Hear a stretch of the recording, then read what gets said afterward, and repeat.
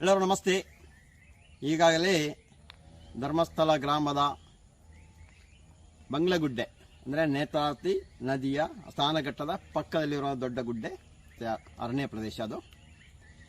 ಅದರಲ್ಲಿ ಇವತ್ತು ಏನೋ ಸೌಜನ್ಯ ಮಾವರನ್ನು ಮಾಜರ್ ಪ್ರದೇಶ ಕರ್ಕೊಂಡು ಹೋಗುವಾಗ ತೋರಿಸಿರುವಂಥ ಅಸ್ಥಿ ಪಂಜರ. ಎರಡನೇ ರೀತಿಯ ದಿನಾನು ಮಾಜರ್ ಮಾಡಿ ತಿರುಗ ಬರ್ತಾ ಇರುವಾಗ ತೋರಿಸೋ ಅಸ್ಥಿ ಪಂಜರ. ಇದು ವಿಷಯದಲ್ಲಿ ಏನೋ ಒಂದು ತೆಗೆಯುವ ಕಾರ್ಯಕ್ರಮ ಮಾಡ್ತಾ ಇದೆಯಾ ಇಲ್ಲವೋ ಅದನ್ನು ಮಾಜರು ಮಾಡೋದಾ ಏನೋ ಗೊತ್ತಾಗ್ತಾಯಿಲ್ಲ. ಏನೋ ಒಂದು ನಡೀತಾ ಇದೆ ಇವತ್ತು ಗುಡ್ಡದ ಮೇಲೆ. ನಾನು ಕೇಳ್ತಾ ಇರೋದು, ಏನೋ ಧರ್ಮರಕ್ಷಣೆ ಅಂತ ತುಂಬ ಜನ ಬಂದಿದ್ದಾರಲ್ಲ ಸ್ವಾಮಿ, ಇನ್ನೊಂದು ವಿಷಯ ಮಾಡಿ ನೀವು. ಇನ್ನು ಧರ್ಮರಕ್ಷಣೆ ಅಲ್ಲ ಬೇಕಾಗಿರೋದು. ಧರ್ಮರಕ್ಷಣೆ ಮಾಡಲಿಕ್ಕೋಸ್ಕರ ದೇವರಿದ್ದಾರೆ, ಅವ್ರನ್ನ ಯಾರೂ ಬಂದು ರಕ್ಷಣೆ ಮಾಡೋ ಅವಶ್ಯಕತೆ ಇಲ್ಲ. ನೀವು ನಿಮ್ಮ ಪಬ್ಲಿಸಿಟಿಗೋಸ್ಕರ ಬರ್ತಾ ಇದ್ದೀರಾ, ಇಲ್ಲ ಯಾರ್ದೋ ಒಂದು ಎಂಜಲ ಕಾಸು ತಿಂದುಬಿಟ್ಟು ಅದಕ್ಕೋಸ್ಕರ ಬರ್ತಾ ಇದ್ದೀರಿ ನೀವೆಲ್ಲ. ನೀವು ಮಾಡಿ.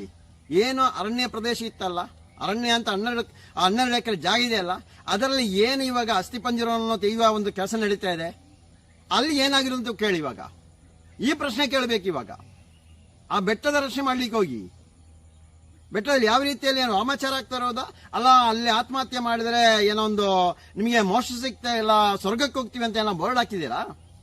ಇದೇ ತೋರಿಸ್ಕೊಡಿ. ಅದು ಅದೇ ರೀತಿಯಲ್ಲಿ ಪಂಚಾಯತವರೆಲ್ಲ ಹೇಳಿದ್ರು ಎಲ್ಲವನ್ನೂ ನಾವು UDR ಮಾಡಿದೀವಿ, UDR ಮಾಡಿ ಊತಾಕಿರೋದಂತ. ಹಂಗಾದರೆ ಈ 12 ಎಕರೆ ಜಾಗದಲ್ಲಿ ಯಾವ ಸ್ವಾಮಿ UDR ಮಾಡಿ ಊತಾಕಿರೋದು? ಎಲ್ಲಿದ್ದೀರಾ ಪಂಚಾಯತವರೇ? ಬನ್ನಿ, ನೀವೊಂದು ಸ್ಟೇಟ್ಮೆಂಟ್ ಕೊಡಿ. ನೀವು ಸ್ಟಾರ್ಟಿಂಗ್ ಇದೇನೋ ಒಂದು ದೂರ ಬರುವಾಗಲೇ ಬಂದು ಸ್ಟೇಟ್ಮೆಂಟ್ ಕೊಡ್ತಾ ಇದ್ರಲ್ಲ, ಎಲ್ಲವನ್ನೂ ನಾವು ಮರಣೋತ್ತರ ಪರೀಕ್ಷೆ ಮಾಡಿರೋದು. ಒಂದು ಕಡೆಯಿಂದ ಮಾಬಲ ಶೆಟ್ಟಿ ಅಂತ ಒಂದು ಡಾಕ್ಟರ್ ಬಂದು ಹೇಳ್ತಾರೆ, ಅಲ್ಲಿ ನಾನು ಒಂದು 50, 60, 70 ಹಾಕಿದ್ವಿ ಅಂತ ಹೇಳ್ತಾ ಇದ್ದಾರೆ. ಇನ್ನೊಂದು ಕಡೆ ಒಬ್ಬ ಹೇಳ್ತಾನೆ ಅಲ್ಲಿ 400, 500 ಹಾಕ್ತೀವಿ ಅಂತ ಹೇಳ್ತಾರೆ. ಇದೆಲ್ಲಿ ತೋರಿಸಿ ಇವಾಗ, ಇದನ್ನ ಲೆಕ್ಕನೂ ತೋರಿಸಿ ಇವಾಗ, ಇದನ್ನು ಕೇಳಿ. ಇವಾಗ ಪ್ರತಿಯೊಬ್ಬರು ಬಂದ್ರಲ್ಲ ಹೋರಾಟಗಾರ ತೇಜೋದಯ ಮಾಡಲಿಕ್ಕೆ, ಬುರುಡೆ ಗ್ಯಾಂಗ್ ಅಂತ ಹೇಳಿ ಬಂದ್ರಲ್ಲ, ಹೌದು ಸ್ವಾಮಿ ಬುರುಡೆ ಗ್ಯಾಂಗ್ ಅಂತ ಇಟ್ಕೊಳ್ಳಿ ನಾವು. ಆ ಬುರುಡೆ ಗ್ಯಾಂಗ್ಗೆ ಸತ್ಯನ ಹೊರಗೆ ತರ್ತಾರೆ ಇವಾಗ. ಆ ಬುರುಡೆ ಗ್ಯಾಂಗ್ ಸತ್ಯ ಪರವಾಗಿ ನಿಂತಿರೋ ಬುರುಡೆ ಗ್ಯಾಂಗು. ಆ ಬುರುಡೆ ಗ್ಯಾಂಗ್ ನಿಲ್ಲಿಸಿರೋದೇ ಆ ಧರ್ಮಸ್ಥಳ ಮಂಜುನಾಥ ಅಣ್ಣಪ್ಪ ಸ್ವಾಮಿ. ಅದನ್ನು ಮೊದಲು ನೀವು ಅರ್ಥ ಮಾಡ್ಕೊಳ್ಳಿ. ಬುರುಡೆ ಗ್ಯಾಂಗ್ ಶಕ್ತಿ ಅನ್ನೋದು ಗೊತ್ತಾಗುತ್ತೆ. ಬುರುಡೆ ಗ್ಯಾಂಗ್ ಯಾರಿಂದಲೂ ದುಡ್ಡು ಇಸ್ಕೊಂಡು ಬಂದು ಕೆಲಸ ಮಾಡ್ತಾ ಇಲ್ಲ, ಯಾರು ತೇಜೋವಧೆ ಮಾಡ್ಲಿಕ್ಕೆ ಕೆಲಸ ಮಾಡ್ತಾ ಇಲ್ಲ. ಸತ್ಯ ಹೊರಗೆ ಬರಬೇಕು, ಧರ್ಮ ಉಳಿಬೇಕು, ಅದನ್ನು ನಾಶ ಆಗಲೇಬೇಕು, ಈ ಉದ್ದೇಶದಿಂದ ಬಂದಿರೋದು. ಇದನ್ನು ಮೊದಲು ನೀವು ಅರ್ಥ ಮಾಡ್ಕೊಳ್ಳಿ. ಇವ ಬನ್ನಿ ಹೋರಾಟಗಾರರು ಬರ್ತಾ ಇರೋ 500 ಕಾರು 600 ಕಾರು ಈ ಬಸ್ ಅಂತ ತುಂಬಿಸ್ಕೊಂಡು ಬರ್ತಾ ಇದ್ದಾರಲ್ಲ, ಇವ ಬನ್ನಿ ಇವಾಗ ಇದನ್ನು ಕೇಳಿ. ಇವಾಗ ಇದನ್ನು ಪ್ರಶ್ನೆ ಮಾಡಿ. ನಾವು ಮಾತ್ರ ಅಲ್ಲ ಪ್ರಶ್ನೆ ಮಾಡೋದು, ಪ್ರತಿಯೊಬ್ಬರಿಗೂ ಪ್ರಶ್ನೆ ಮಾಡೋ ಹಕ್ಕಿದೆ. ಇನ್ನು ಕೊನೆಯದಾಗಿ ಹೇಳ್ತಾ ಇದ್ದೀನಿ, ನಾವು ಯಾವುದೇ ದೇವಸ್ಥಾನ ವಿರುದ್ಧ ಷಡ್ಯಂತ್ರ ಮಾಡಿಲ್ಲ, ಯಾವ ವ್ಯಕ್ತಿ ವಿರುದ್ಧ ಷಡ್ಯಂತ್ರ ಮಾಡಿಲ್ಲ. ನಮ್ಮ ಹೋರಾಟ ಕೊಲೆಗಡುಕರು ಏನೋ ಈ ಸಣ್ಣ ಮಕ್ಕಳನ್ನು ಬಿಸಾಕ್ತಾ ಇದ್ದಾರೆ, ಭೂಕಬಳಿಕೆ ಮಾಡಿದ್ದಾರೆ, ಕಾನೂನು ದೇಶದ ಕಾನೂನು ಉಲ್ಲಂಘನೆ ಮಾಡಿ ಕೆಲಸ ಮಾಡಿದ ಅವರ ವಿರುದ್ಧ ನಮ್ಮ ಹೋರಾಟ. ಅದು ನೀವು ಏನೇ ಮಾಡಿದ್ರೆ ನಮ್ಮನ್ನು ತಳ್ಳಲಿಕ್ಕೆ ಆಗಲ್ಲ. ಕಾನೂನು ಅರಿವಿಲ್ಲದೆ ಏನಾದ್ರು ಮಾಡಿರ್ಬೋದು, ಆ ಕಾನೂನು ಗೊತ್ತಿದ್ದು ನಾವೇನು ಮಾಡ್ತಾ ಇಲ್ಲ, ಅದು ಮಾಡೋದೇ ಇಲ್ಲ.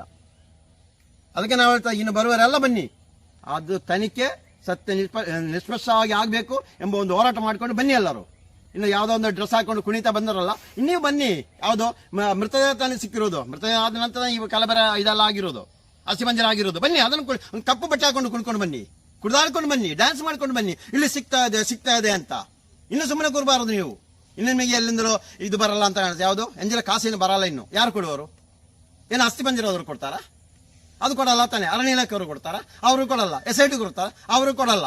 ಇನ್ನು ಕೊಡುವವರು ಯಾರಿಲ್ಲ. ಇನ್ನು ಕುಣ್ಲಿಕ್ಕೆ ಆಗಲ್ಲ ಅಂತ ಕಾಣಿಸುತ್ತೆ. ಆದ್ರೆ ನೀವೊಂದು ಕಪ್ಪೆ ಬಟ್ಟೆ ಹಾಕಿ ಕುಣ್ಕೊಂಡು ಬನ್ನಿ, ಆ ಕಾಡನ್ನು ರಕ್ಷಣೆ ಮಾಡಬೇಕು, ಅಲ್ಲಿರುವಂತ ಎಲ್ಲಾ ವಿಷಯವನ್ನು ತನಿಖೆ ಆಗಬೇಕಂತ ಕುಣಿದಾಡಿ ಬನ್ನಿ ಅಂತ ಈ ಮೂಲಕ ಏನು ಧರ್ಮರಕ್ಷಣೆ ಇನ್ನೊಂದು ರಕ್ಷಣೆ ಅಂತ ಬಂದವರಿಗೆ ಈ ಮೂಲಕ ನಾವು ಕೇಳ್ಕೊಳ್ತಾ ಇದ್ದೀವಿ. ಎಲ್ಲರಿಗೂ ಗೊತ್ತಿರುವ ವಿಷಯನೇ, ಈ ಧರ್ಮಸ್ಥಳ ಗ್ರಾಮದಲ್ಲಿ ಊತಾಕಿರುವಂಥ ಮೃತದೇಹಗಳನ್ನು ಅಂದರೆ ಅಸ್ಥಿಪಂಜರಗಳನ್ನು ತೆಗಿಲಿಕ್ಕೆ ಯಾವನೊಬ್ಬ ಮುಂದೆ ಬಂದ. ಕೊನೆಗೆ ಅಲ್ಲಿ ಏನೂ ಸಿಗ್ತಾ ಇಲ್ಲ ಅಂತೇಳಿ ಅವ್ರನ್ನ ಒಂದು ಕಡೆಯಿಂದ ಜೈಲಿಗೆ ಕಳಿಸಿದ್ದಾರೆ, ಒಂದು ಕಡೆಯಿಂದ SIT ಅವರು ತನಿಖೆ ನಡೆಸ್ತಾ ಇದ್ದಾರೆ. ಅವನ ಒಂದು ಹೇಳಿಕೆ ಮೇರೆಗೆ ರಾಜ್ಯದ ಮುಖ್ಯಮಂತ್ರಿಯವರು ಇಲ್ಲಿಯ ಒಂದು ವರದಿ ಪಡೆದು ನಂತರ ಈ SITಯನ್ನು ರಚನೆ ಮಾಡಿರೋದು. SIT ರಚನೆಯಾಗಿ ಬಂದ ನಂತರ ಏನಾಗೊತ್ತಿಲ್ಲ, ಅವ ಚೇಂಜ್ ಆದನ ಇದೆಲ್ಲ ಬೇರೆ ಯಾರು ಆಮೇಶ್ ರೆಡ್ಡಿ ಹೋಗಿರೋದಾ, ಇದಾ ಬೆದರಿಕೆ ಯಾರೋ ಬೆದರಿಕೆ ಹಾಕಿ ಹೋಗಿರೋದಾದ ಇನ್ನೂ ಆ ಮಾಹಿತಿ ನಮಗೆ ಇನ್ನೂ ಬಂದಿಲ್ಲ, ಇನ್ನೂ ಗೊತ್ತೂ ಇಲ್ಲ. ಇದು ತನಿಖೆ ಆಗಲೇಬೇಕು, ಇದು ತನಿಖೆ ಆಗೇ ಆಗುತ್ತೆ. ಯಾವ ಉದ್ದೇಶಕ್ಕೋಸ್ಕರ ನಮ್ಮನ್ನೆಲ್ಲ ತಂದು ಎಳೆದಾಕಿರೋದು, ಏನಕ್ಕೋಸ್ಕರ ನಮ್ಮ ಹತ್ರ ಬಂದಿರೋದು, ಎಂಬುದು ಗೊತ್ತಾಗಬೇಕು. ಒಂದು ಕಡೆಯಿಂದ ಇದು ಷಡ್ಯಂತ್ರ ಅಂತ ಹೇಳ್ತಾ ಇದ್ದಾರೆ, ದೇವಸ್ಥಾನದ ವಿರುದ್ಧ ಷಡ್ಯಂತ್ರ, ಅಲ್ಲಿ ವ್ಯಕ್ತಿಗಳ ವಿರುದ್ಧ ಷಡ್ಯಂತ್ರ, ಇದು ತನಿಖೆ ಆಗಬೇಕು. ಈ ಷಡ್ಯಂತ್ರಕ್ಕೆ ಸೌಜನ್ಯ ಪರ ಹೋರಾಟಗಾರರು ಎಷ್ಟು ಕೋಟಿ ದುಡ್ಡನ್ನು ತಗೊಂಡಿದ್ದಾರೆ, ಯಾರೆಲ್ಲ ಕೊಟ್ಟಿದ್ದಾರೆ, ಇದನ್ನು ತನಿಖೆ ಆಗಲೇಬೇಕು.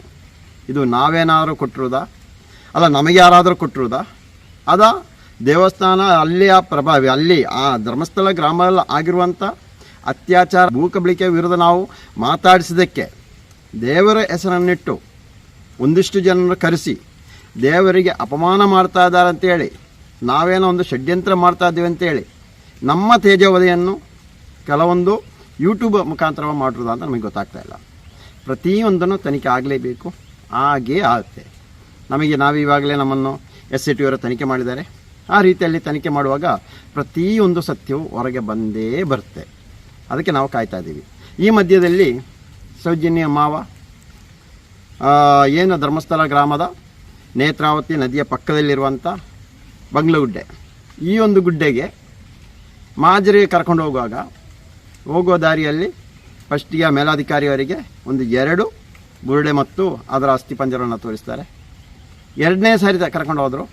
ಆವಾಗ ಬರುವಾಗ ಅಲ್ಲಿಂದ ತಿರ್ಗಾ ರಿಟರ್ನ್ ಏನೋ SIT ಕಚೇರಿ ಕಡೆ ಬರುವಾಗ ತಿರ್ಗಾ ಒಂದು 5-6 ಅಸ್ಥಿಪಂಜರ ಬಿದ್ದಿರೋನ ತೋರಿಸಿದ್ದಾರೆ. ಇವಾಗ ನಮ್ಮ ಪ್ರಶ್ನೆ, ಇವಾಗ ಅಸ್ಥಿಪಂಜರ ಇಲ್ಲ ಅಂತ ಹೇಳ್ತಾ ಇದ್ರಲ್ಲ, ಇವಾಗ ಮೇಲೇ ಕಾಣಿಸ್ತಾ ಇದೆ, ಭೂಮಿ ಒಳಗಿರುವಂಥದ್ದಲ್ಲ, ಮೇಲೇ ತೋರಿಸ್ತಾ ಇದೆ, ಇಲ್ಲಿದೆ ಅಂತ. ಇದು ತೋರಿಸ್ತಾ ಇರೋದಲ್ಲ ಸ್ವಾಮಿ, ಆ ಅಣ್ಣಪ್ಪ ಸ್ವಾಮಿ, ಮಂಜುನಾಥ ಸ್ವಾಮಿ ಶಕ್ತಿ ಅಂತ ಹೇಳ್ಬೋದು, ಬೇರೆ ಏನಲ್ಲ. ಅವರೇ ತೋರಿಸ್ತಾ ಇರೋದನ್ನಲ್ಲ. ಯಾವುದೋ ಒಂದು ಬುರುಡೆ ತಗೊಂಡಿದ್ದೀವಿ ಅಂತ ಹೇಳ್ತಾ ಇದ್ದಾರೆ, ತರಿಸ್ತೀವಿ ಅಂತ ಹೇಳ್ತಾ ಇದ್ದಾರೆ. ಇದೆಲ್ಲ ತಂದಿರೋದು ಎಲ್ಲ ಮೇಲೆ ಕೂಡ ಭಗವಂತನೇ ಮಾಡಿಸಿರೋದು, ಯಾರು ಬೇಕಂತ ಮಾಡಿರೋದು ಅಲ್ಲ.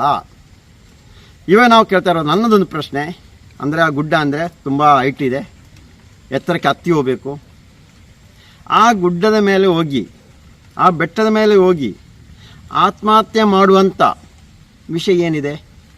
ಇಲ್ಲ ಆತ್ಮಹತ್ಯೆ ಮಾಡುವವರು ನಾನು ಇದರ ಮೇಲೇ ಹೋಗಿ ಆತ್ಮಹತ್ಯೆ ಮಾಡಬೇಕಂತಾನೆ ಇದೆಯಾ? ಇಲ್ಲ ಆತ್ಮಹತ್ಯೆ ಮಾಡಲಿಕ್ಕೋಸ್ಕರ ಅಲ್ಲಿ ಹೋಗ್ಬೋದು, ನಿಮಗೆ ಶಾಂತಿ ಸಿಗುತ್ತೆ, ಇಲ್ಲಿ ಬಂದು ಆತ್ಮಹತ್ಯೆ ಮಾಡಿದರೆ ನಿಮ್ಮ ಆತ್ಮ ಸ್ವರ್ಗಕ್ಕೆ ಹೋಗ್ತಾ ಅಂತ ಏನಾದ್ರು ಬೋರ್ಡ್ ಹಾಕಿದ್ದಾರೆ ಅಲ್ಲಿ? 3ನೇ ಪ್ರಶ್ನೆ ಅಂತ ಹೇಳಿದರೆ, ಸರಿ ಇವಾಗ ಅವ ಬಂದಿರೋದು ಯಾರು? ಆ ಭೀಮಾ ಅಂತೇಳಿ ಯಾರೊಬ್ಬ ಬಂದ, ನಮಗೇನೋ ಆದ್ರು, ಅದನ್ನು ತಂದು ನಾನು ಹೂತಾಕ್ತಾ ಇದ್ದೇನೆ ಅಂತ ಒಂದು ಹೇಳಿಕೆಯನ್ನು ಹೇಳಿದ್ದಾರೆ, ಕೆಲವೊಂದು ವಿಡಿಯೋಲಿ ಬರ್ತಾ ಇದೆ. ನಾನು ಕೇಳ್ತಾ ಇರೋದು, ಆ ಥರ ಏನಾದರೂ ಇವರಿಗೆ ಏನಾದ್ರು ಕೊಲೆ ಮಾಡಿ ಕೊಟ್ಟಿದ್ದಾರೆ, ಅದನ್ನು ಇಷ್ಟು ತುಂಬ ಹೈಟ್ ಮೇಲೆ ತಗೊಂಡೋಗಿ ಹಾಕ್ಬೇಕಂತ ಏನೋ ಹೇಳ್ತಾ ಇದ್ರಾ?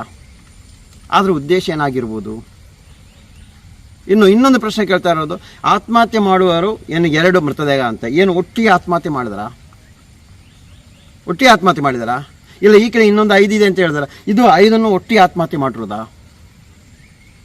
ಇನ್ನೊಂದು ಪ್ರಶ್ನೆ ಕಾಡ್ತಾ ಇರೋದು, ಇವಾಗ ಅಲ್ಲಿ ಮಡಿಕೆ ವಾಮಾಚಾರ ಮಾಡುವಂಥ ಮಡಿಕೆಗಳಿತ್ತಂತ, ಆ ಮಡಿಕೆ ತರೋ ಉದ್ದೇಶ ಏನು?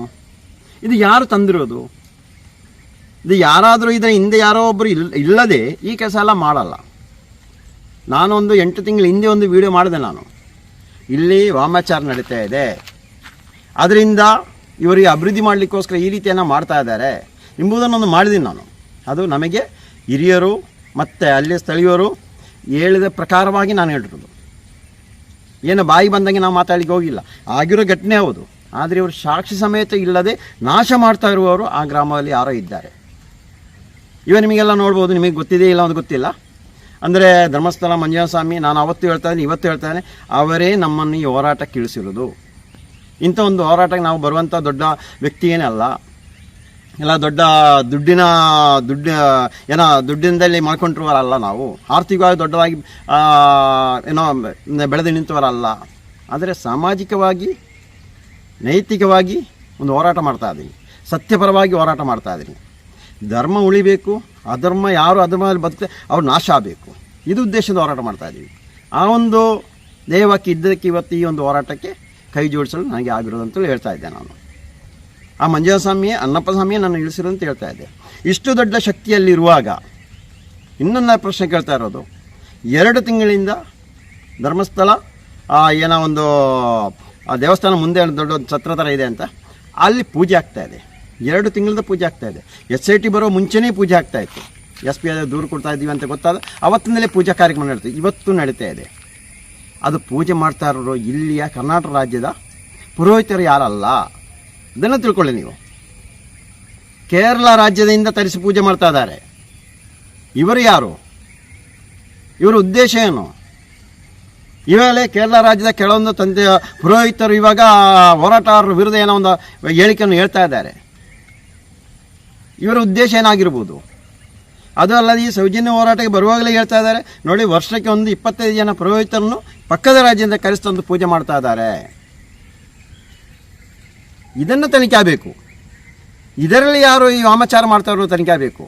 ಇದರ ಉದ್ದೇಶ ಏನಂತ ತನಿಖೆ ಆಗಬೇಕು. ನಾವು ಮಾಧ್ಯಮದಲ್ಲೆಲ್ಲ ನೋಡ್ತಾ ಇದ್ದೇವೆ, ಅಲ್ಲಿ ಬಲಿದಾನ ಕೊಟ್ಟಿದ್ದೇವೆ, ಇಲ್ಲಿ ಏನೋ ಬಲಿದಾನ ಕೊಡ್ತಾ ಇದ್ದೀವಿ, ಭೂಮಿಯೊಳಗೆ ಏನೋ ನಿಧಿ ಇದೆ ತಗೊಳ್ಳಿಕ್ಕೆ ಬಲಿದಾನ ಕೊಡ್ತಾ ಇದ್ವಿ. ಅದೇ ಥರನ ಇದು ಏನೋ ಹಂಗಾರೆ ಆ ಬೆಟ್ಟ ಬಲಿದಾನಕ್ಕೋಸ್ಕರ ಇರೋದಾ? ಇನ್ನೊಂದು ಆ ಬೆಟ್ಟದ ಮೇಲೆ ಒಂದು ಇದಿದೆ ಅಂತ, ಯಾವುದೋ ಫೌಂಡೇಶನ್ ಇದೆ ಅಂತ. ಹಂಗಾರೆ ಆ ಫೌಂಡೇಶನ್ ಏನಕ್ಕೋಸ್ಕರ ಇರೋದು? ಇದು ಪ್ರತಿಯೊಂದನ್ನು ತನಿಖೆ ಆಗಲೇಬೇಕು. ಇದೊಂದಲ್ಲ, ಈ ಒಂದು ಹೋರಾಟ, ಈ ಒಂದು ತನಿಖೆ ಎಲ್ಲೋಗಿ ನಿಲ್ತದೆ ಅಂತ ಯಾರಿಗೂ ಹೇಳಲಿಕ್ಕೆ ಆಗ್ತಾ ಇಲ್ಲ. ಆ ಒಂದು ದಾರಿಯಲ್ಲಿ ಹೋಗ್ತಾ ಇದೆ. ನಾವು ಇವತ್ತೊಂದು ನೆನೆಸಿದೆ, ಅದು ನಾಳೆ ಒಂದಾಗ್ತಾ ಇದೆ. ಇದು ಯಾರು ಎಣಿಸಿದ್ರಲ್ಲ, ಈ ರೀತಿಯಲ್ಲಿ ಆಗ್ತಾ ಇದೆ, ಈ ರೀತಿಯಲ್ಲಿ ಬರ್ತಾ ಇದೀವಿ ಅಂತ. ಆ ಶಕ್ತಿಯೇ ಏನೋ ಧರ್ಮಸ್ಥಳ ಮಂಜುನಾಥ ಶಕ್ತಿ, ಅನ್ನಪ್ಪನ ಶಕ್ತಿ ಇದೆ, ಅದೇ ಇದು ತಂದಾಗ್ತಾ ಇರೋದು. ಸತ್ಯ ಸಾಯಲ್ಲ, ಸತ್ಯ ಇವತ್ತಾಳ ನಾಳೆ ಹೊರಗೆ ಬಂದೇ ಬರುತ್ತೆ. ಒಂದಿಷ್ಟು ದಿನ ನಮಗೆ ಒಂದಿಷ್ಟು ಅಂದರೆ ಮಾನಸಿಕವಾಗಿ ತೊಂದರೆ ಕೊಡೋ ರೀತಿಯಲ್ಲಿ ನೋಡ್ರು, ಆದರೆ ಯಾವುದೇ ರೀತಿಯಲ್ಲಿ ನಮಗೆ ಮಾನಸಿಕವಾಗಿ SIT ಇರೋ ತೊಂದರೆಯನ್ನು ಕೊಟ್ಟಿಲ್ಲ. ನಾವು ಹೇಳಿದ್ವಲ್ಲ, ಒಳ್ಳೆ ರೀತಿಯಲ್ಲಿ ತನಿಖೆ ಮಾಡ್ತಾ ಇದ್ದಾರೆ. ಅವರಿಗೆ ನಾವು ತಪ್ಪಿದ್ದರೆ, ಏನಾದರೂ ಕಾನೂನು ಅರಿವಿಲ್ಲದೆ ಏನಾಗಿದ್ದರೆ ಅದನ್ನು ಹೇಳ್ತಾ ಇದ್ದೀವಿ ನಾವು. ಅದರೊತ್ತು ಬೇಕಂತ ಇಲ್ಲಾರೆ ದೇವಸ್ಥಾನ ತೇಜೋವಧೆ ಮಾಡಲಿಕ್ಕೆ, ಇನ್ನೊಂದು ವ್ಯಕ್ತಿ ತೇಜೋವಧೆ ಮಾಡಲಿಕ್ಕೆ ನಾವು ಯಾವುದೇ ಕೆಲಸವನ್ನು ಹಿಂದಿನ ತನಕ ಮಾಡಿಲ್ಲ. ಯಾರಿಲ್ಲ ₹1 ನಾವು ಈಸ್ಕೊಂಡಿಲ್ಲ. ಅದು ಮಾತ್ರ ನಿಮಗೆಲ್ಲರಿಗೂ ನಾವು ಹೇಳ್ತೀವಿ. ಸತ್ಯ ಹೊರ ಬರಲಿ. ಏನು ಆ ಧರ್ಮಸ್ಥಳ ಗ್ರಾಮದಲ್ಲಾಗಿರುವಂಥ ಅತ್ಯಾಚಾರ, ಕೊಲೆ, ದರೋಡೆ, ಭೂ ಕಬಳಿಕೆ, ಅದು ಸತ್ಯ, ಅದನ್ನು ಜನರಿಗೆ ಸತ್ಯವನ್ನು ಹೊರಗೆ ತೋರಿಸೋ ಕೆಲಸವನ್ನು ಎಲ್ಲರೂ ಮಾಡಲಿ ಅಂತ ಈ ಮೂಲಕ ಎಲ್ಲರಲ್ಲೂ ವಿನಂತಿಸಿಕೊಳ್ತಾ ಇದ್ದೀವಿ.